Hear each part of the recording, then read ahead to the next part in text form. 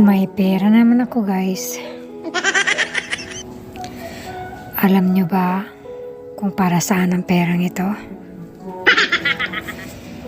Ipangbayad lang naman to sa mga utang.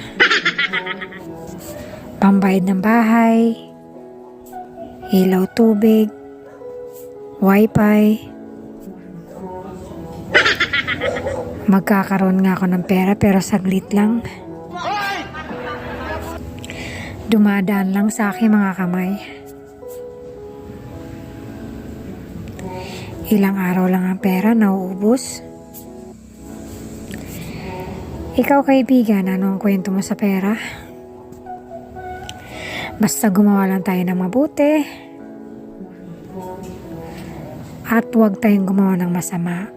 Kung wala kang pera ngayon, mahirap kang magkaroon ng trabaho.